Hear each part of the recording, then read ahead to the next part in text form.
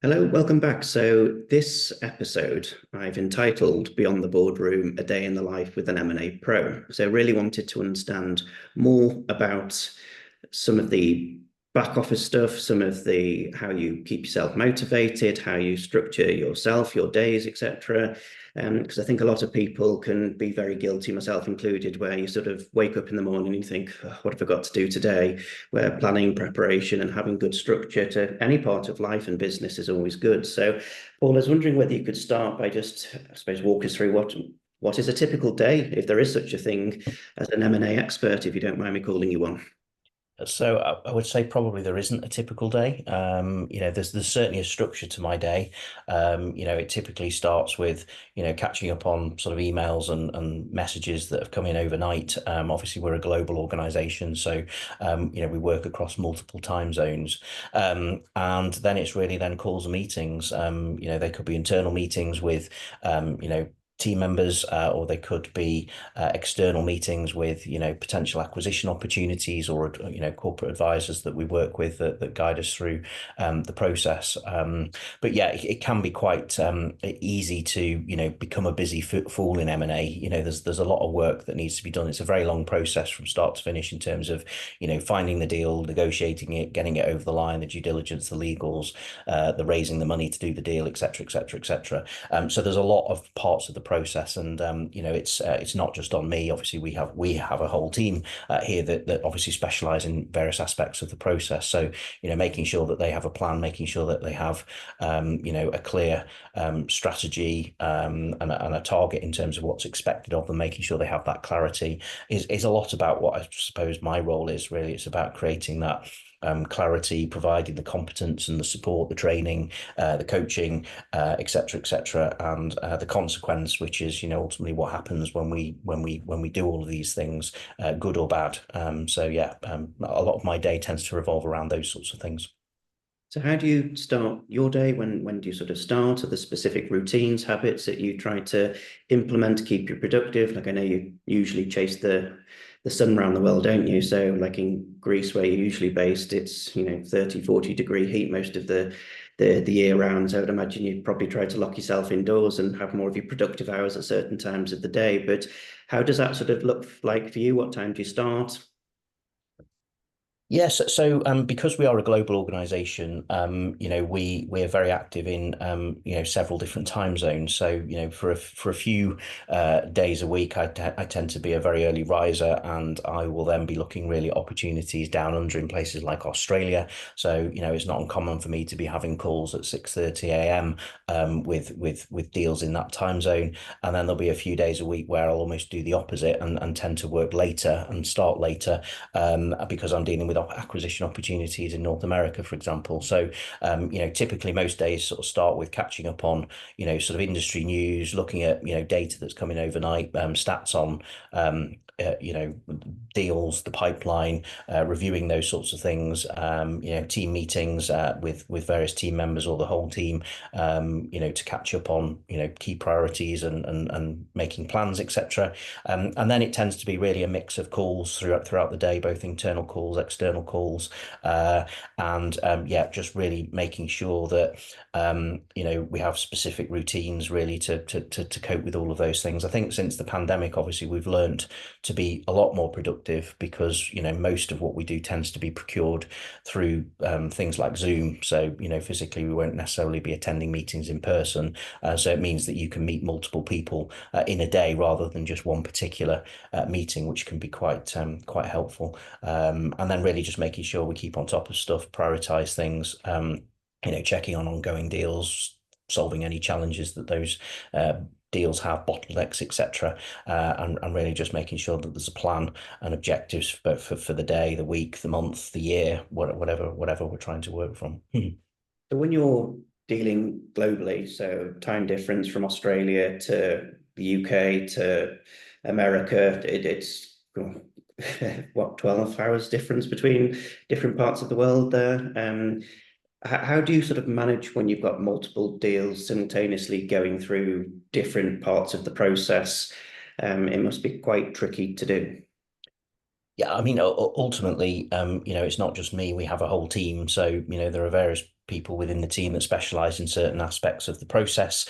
And it's really just making sure that we're on top of all of those, team members, and that, everybody's pulling together as a team, and working for the common goal, which is obviously to get that deal over the line, and just really making sure that we have, a plan. We're able to prioritize our workload. Some things are more important than others, and we use digital tools as well to help us track the deal, track the progress. So, we have a pipeline management CRM tool that makes the process a lot more efficient and keeps on track of things. And there's some automation in there as well, which helps reduce the workload somewhat, and yeah, keep on top of things. And then in the various countries that we operate, we do have people on the ground as well that sort of deal more with the day-to-day stuff. So, for example, if we're doing deals in Australia, we have people in Sydney, in Brisbane, and in Melbourne, all the major sort of cities where we would be looking to transact. So there are people on the ground that obviously are more conducive to the time zone. Same in the UK, same in North America. Okay. So how do client meetings typically play in your day to day? Like how regular are they? Are they certain times of the day that you would do them? Yeah, so I mean, it depends on the country that we're operating from, but a couple of mornings a week, I'll be starting really early and talking to potential acquisition opportunities in places like Australia or New Zealand. There'll be a couple of evenings a week where I will sort of do more on the North America side of things, so that we can make the time zones work, and conducive with business hours for those people that we're talking to. But yeah, it's just the sort of typical week tends to consist of several potential acquisition opportunities, whether it could be, a first call with a business owner, or it could be, progressing a deal through the process, maybe dealing with external advisors as well in some of those meetings, and really just making sure that there is a plan, a target, people are taking actions and doing the things that we need to do to get those deals over the line. If you're interested in mergers and acquisitions, we have a free to join community of deal makers around the world where we share knowledge, expertise, deals, and joint ventures. I produce regular content there, and it's the first place that you can see it. So, if you'd like to find out more about this and how we can joint venture together, I guess the vast majority of deals that we have done have been with joint venture partners. And I guess to get to 100 plus deals, there's only so many hours in the day. So, by sharing the work with like minded others, we can increase that bandwidth. So, to learn more about this and to join our community, visit buybuildsellprogram.com. Okay. So I appreciate that you have teams of people and departments that break down every part of the process, which is probably one of the reasons why you can manage so many different deals at the same time. But what's the process of reviewing a new deal for you? What does that look like? I mean, it must take up quite a big part of your day as well. Yeah, so we actually have a whole financial analyst team. So they'll dive into all of the financial statements. They'll compare that with, other businesses in the same space, so that we can see whether it's, a business that's performing better or worse, or the same as their competitors. They're also looking at comparing that data with sort of the industry in general, so we can sort of, spot trends or potential growth opportunities. So if we're already in the industry, we're going to have an insight. If it's a new industry for us, then obviously there's a lot of work that's done in reviewing the industry before we even start looking at deals in that space. And then it's really about having a criteria to identify the right acquisition opportunities, and doing some sort of outreach to connect with them. But then we have, a criteria around what the viability of that deal is. So, what's the sort of typical valuation model? What's the typical deal structure? How's that compared with the sort of risks in the in that particular business or industry, and then we sort of have what we call our non-comparables list. So the things that we absolutely won't compromise on, which in most industries tends to be we always want to buy a business that comes with a capable management team. So if the business is purely reliable on the owner, and there isn't a management team that we'd have to recruit, that would be a bit of a red flag for us, because we really want to buy businesses where we can create that continuity and consistency consistency. So making sure that the top team that are running the business is there and capable is one of our key parts of our criteria, which will be different for other people. But yeah, we're really wanting to make sure that the business is consistently profitable. It's well established. It comes with a capable management team, and if those things are in place, then we know we've got the sort of basic ingredients, if you like, to potentially start thinking about we could do a deal here. So again, with I suppose just to pick up on that due diligence side of things, that there is an awful lot of work that goes into due diligence. I think if you could talk about, I don't know, to somebody that doesn't know what that process looks like, how detailed it actually is, and I suppose also to build into that equation that not every company that you're talking to at due diligence stage is going to make it out the other side and be an acquisition for many reasons. I don't know what that sort of number is in correlation to how many conversations you have to make a deal, but the due diligence part, that probably takes up a massive proportion of people's day, whether you're an individual doing this or obviously if you've got a team of people like yourself that have to go over things, because it isn't just looking at simple things here. It's also liaising with accountants and lawyers and specialists and advisors and all sorts within that process. Yeah, so I mean, I would say that actually once we tie up a deal and we agree it, we tend to typically do that in a term sheet. So we've made a financial proposal, it's been accepted, we capture the main components of the deal in a term sheet, and that really then is when the sort of due diligence process starts. It's very rare and I'm not saying it doesn't happen, but it's very rare that once we've tied up a deal that we do the due diligence and then withdraw from the transaction, because we've sourced a long established, consistently profitable business. So we already know before we even have that initial conversation that, the business is probably one that we want to buy. So it's unlikely that there's going to be something in due diligence that's going to come up and put us off that we weren't aware of. Not to say I'm not saying it doesn't happen, but it is actually quite a rare event. I would describe our due diligence as, it's not really, really, really detailed, but neither is it light touch. It's probably falls somewhere in the middle. And what we're looking at is we're looking at the sort of financial due diligence, we're looking at the legal, and we're looking at the sort of operational side. So, financial is basically anything that's in the accounts, taxes, previous, etc. Anything on the balance sheet. We're trying to dive into looking at what's behind all of those things. If the company is of a certain size and meets an audit threshold, then the financial due diligence is not as investigative, if that's the right word to use, because we have the sort of comfort that an auditor has, signed off these accounts for many years, and that gives us comfort because an auditor is testing the financial processes or the process of the business behind those financial statements, which does give us a certain degree of protection.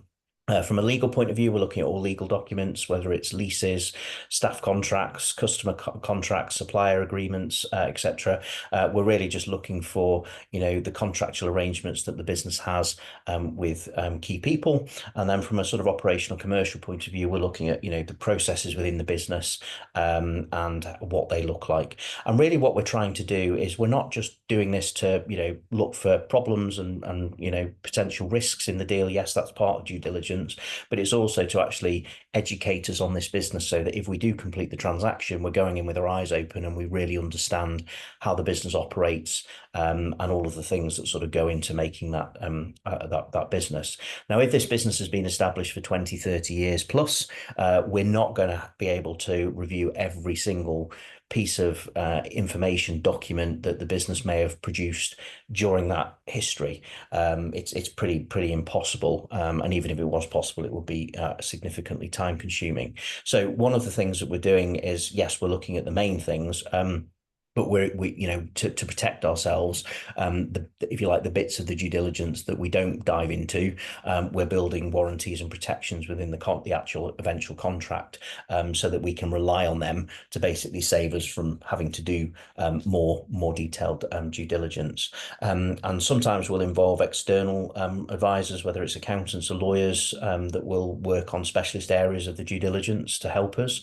And effectively, what we do is we have a checklist of almost like a list of all the things that we need to see. We ask the business owner or their accountants to upload all of the information to a secure data room so we can review that remotely. And generally, we tend to go back on things 2 or 3 times. So they'll send us some information that will then give us, an opportunity to ask questions about that information or maybe request additional information. But usually, once you've done that on each item 2 or 3 times, you can pretty much tick off the due diligence. So it's fairly detailed, but it's project managed. Typically, it takes 4 to 6 weeks to run through that. So once the business owner's populated the data room, usually takes us a week or so for us to review all of the information, and then there's sort of this to and fro, every single week where you're going back with additional requests and information, and then we have like a key stakeholders call. So once a week, everybody gets together, lawyers, accountants, business owner, us, anybody else that's required. And we just basically make sure that everybody's doing what they're supposed to be doing, and if there are any outstanding issues or any contentious issues even that need to be discussed, we can use those weekly meetings to basically push it through the process, so that we're being very proactive and efficient and working through that process pretty swiftly.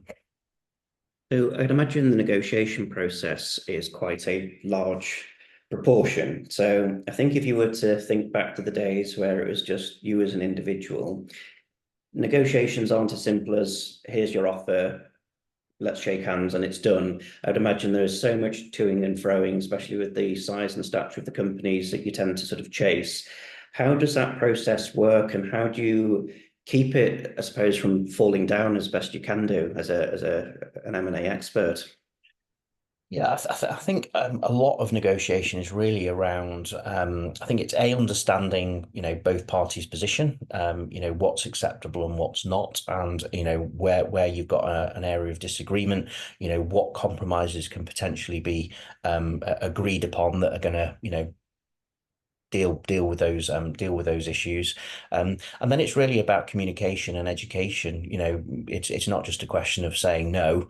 It's trying to sort of treat each point as a sort of challenge and a problem, and basically all parties need to work collaboratively to try and solve that problem. So if there's something that has to be negotiated, it's really about having that relationship to be fairly straight talking, educational, to make sure people understand what the problem is, why it's a problem, and how we could deal with it, and then being prepared to compromise where necessary, to hopefully put to bed whatever it is that you're negotiating over. And do you still incorporate time for networking and building relations in your day to day?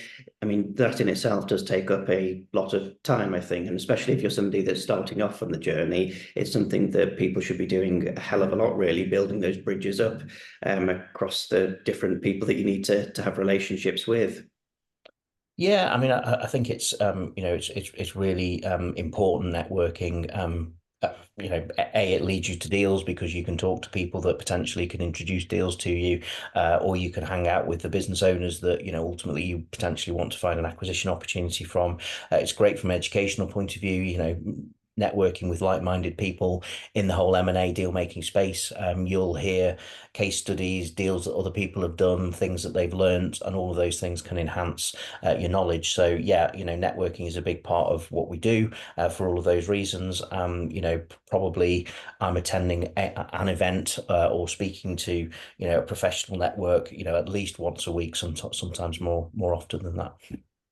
Okay. How about sort of market research, industry analysis, planning ahead, strategic planning, getting into new sectors?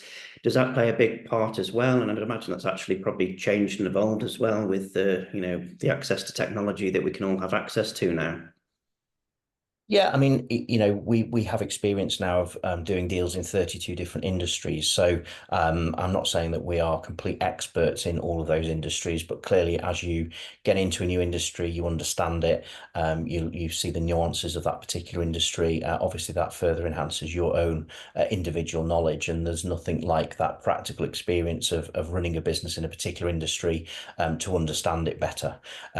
So that's an important part, particularly when we are getting into a new sector. We want to sense check that there's a big enough opportunity that we can see we end up building a group that A, the market's big enough to do that, and B, there's an exit route for us. So trying to understand all of those things before we even get involved in a new industry. And then with the industries that we're actually involved in, it's more around, understanding the market, the trends, where the industry's heading. Are there any specific economic shifts, or specific risks or opportunities with that particular sector, and then coming up with plans for how you adapt and deal with those challenges or take on those sort of opportunities. So as I said, we do have a team that help with all of those things, but ultimately I guess the book stops with me. So ultimately I'm reliant on other people to share that information with me, and then we have to take a decision to decide what we're going to do.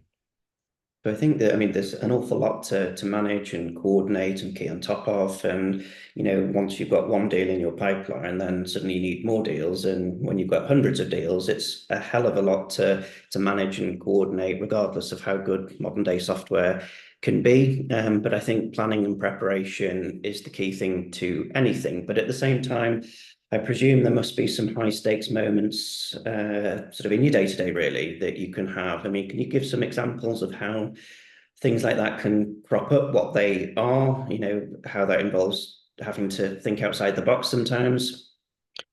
Yeah, so look, for most business owners, this tends to, when they sell their company, it tends to be a once in a lifetime event. And there's a lot of an emotional attachment. I sort of use the analogy, it's a bit like a child. That this is their baby, they've created this. So what happens to it when they sell is very important to them. So it can be quite high stakes for them. So I think, I'll use an example of a deal that we tied up maybe about 4 or 5 months ago.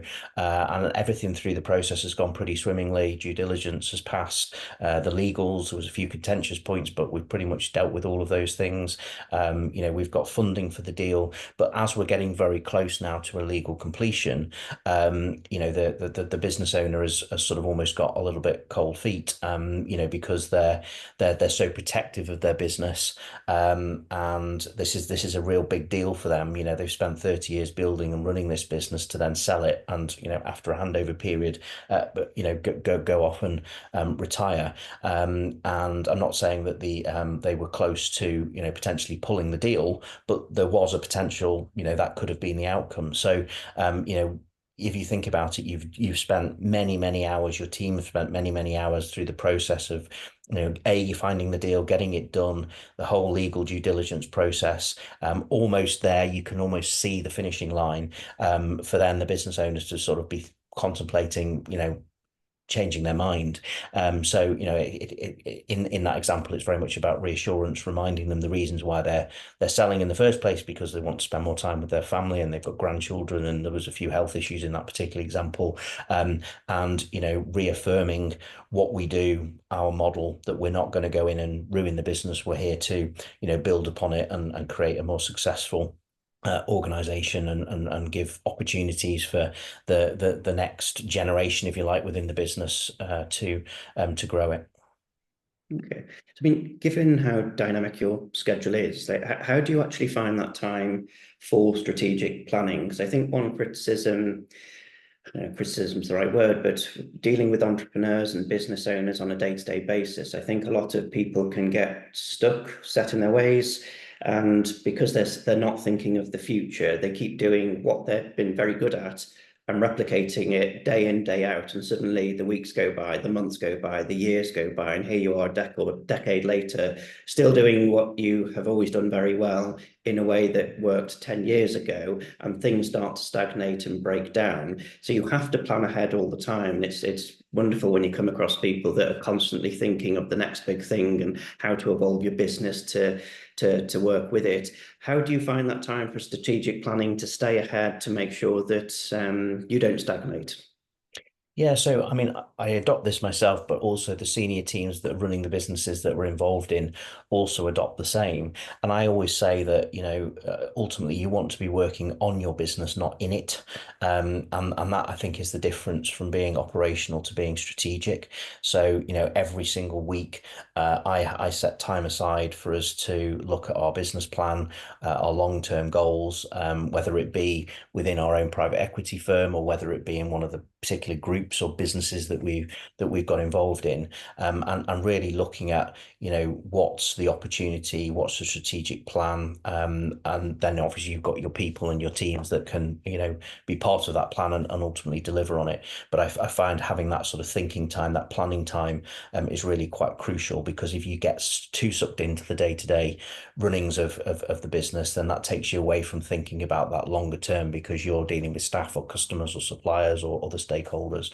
Whereas if you can, spend time in a room with your team looking at, where are we going, what's the plan, how are we going to get there, what are the opportunities, that can be quite powerful.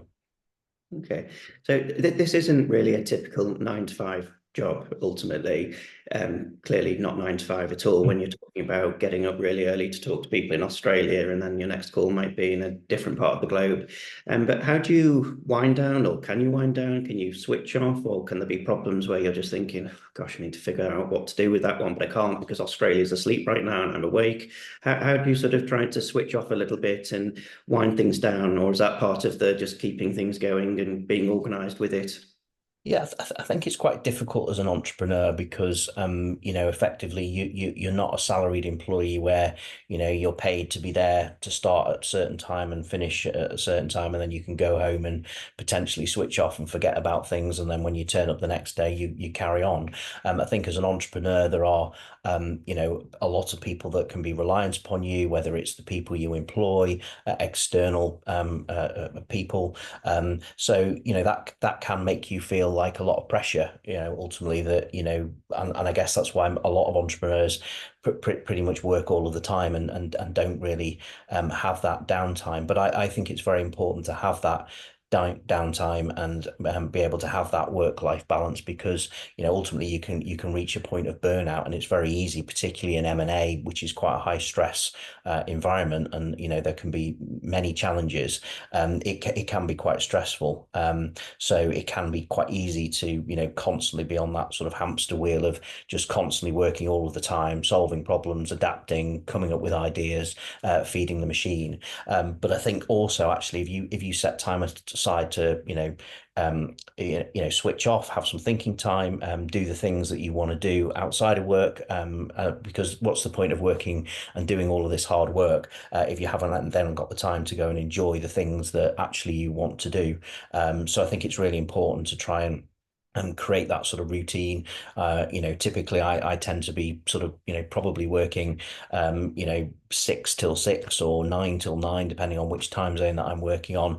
Yes, I'll still be connected over the weekend, but I'll always make sure that there's periods of time when I can spend time with family or friends and do the things that I want to do, where I can turn the phone off and, forget about things for a few hours or a day, or whatever. And holidays for me is something that I love to travel and see parts of the world, and being able to have that time when you're not sort of working too much in the business, and being able to, while you're on holiday, lying on a sun lounger, and just thinking about things, and having that sort of strategic thinking time, and being able to sort of wind down and not be stressed with whatever's going on.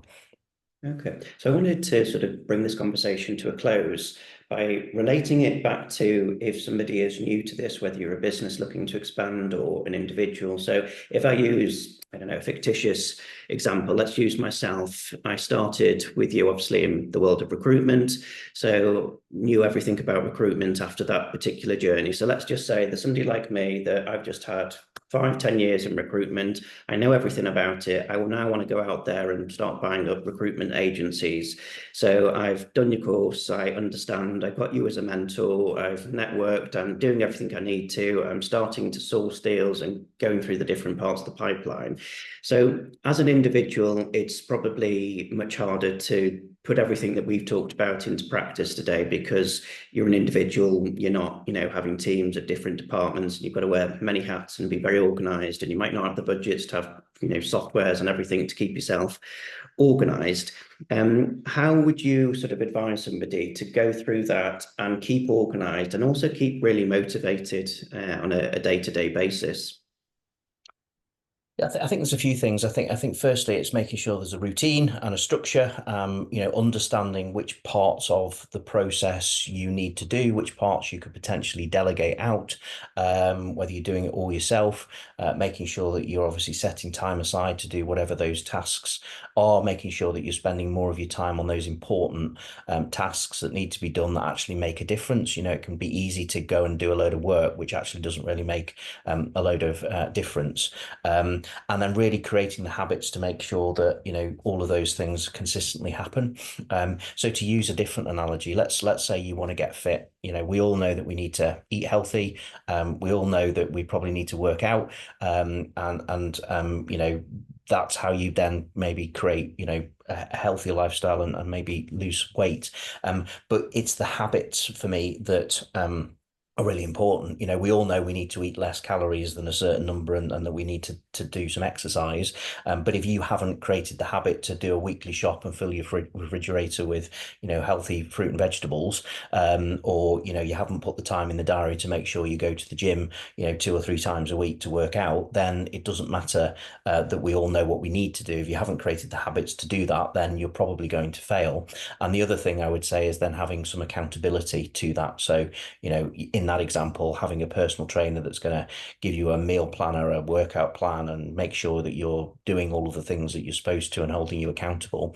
I think it's quite similar in this world of M&A.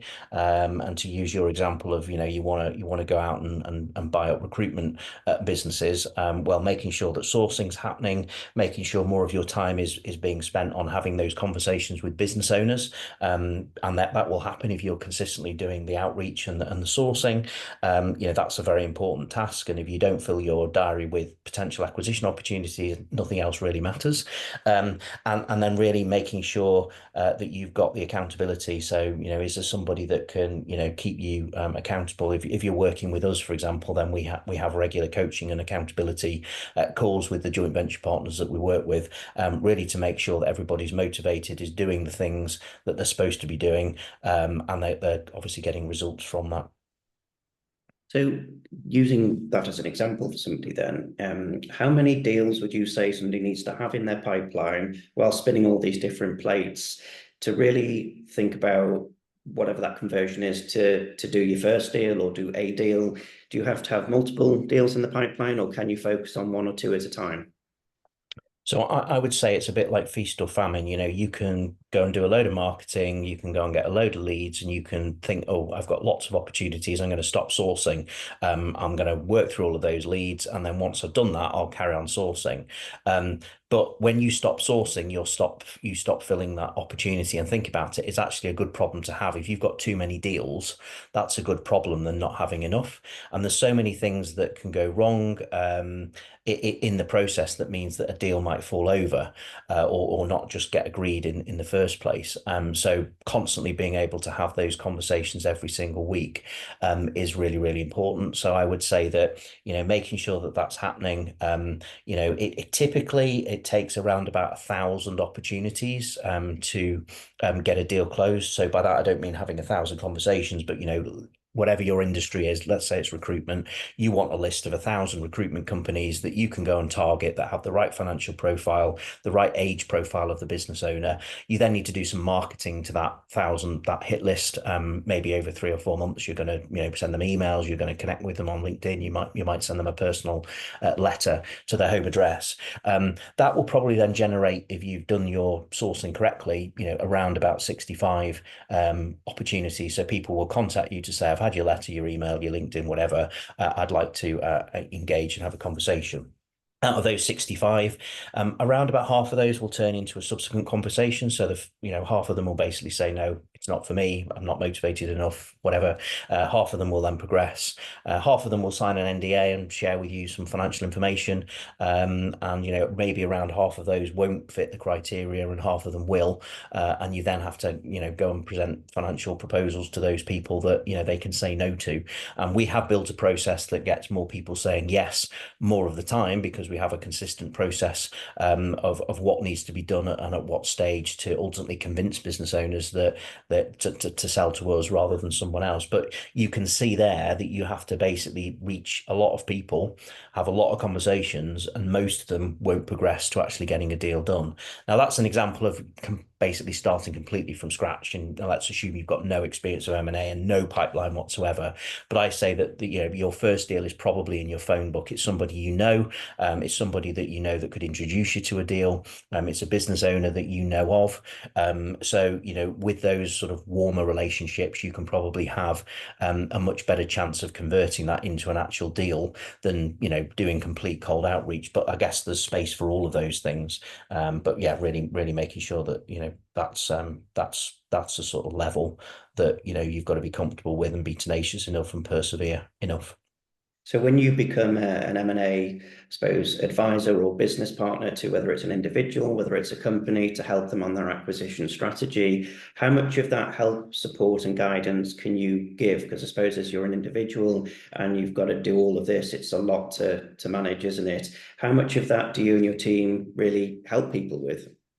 Yeah, but pretty much every minute of every day, this is this is what we do. Both me and the team is support the people that we're working with to get deals over the line. Whether it be an accountability call, whether it be a training session, whether it be attending a meeting with a business owner, whether it's presenting a financial offer to a business owner, we sort of hold the hands of the people that we work with, if they're prepared to commit to the work, to get deals done, and there's an industry that they're experienced in that potentially is big enough for us to consolidate several companies and build a larger group, then we'll provide the team and the resources to make all of that sort of stuff happen, by working in that sort of partnership approach.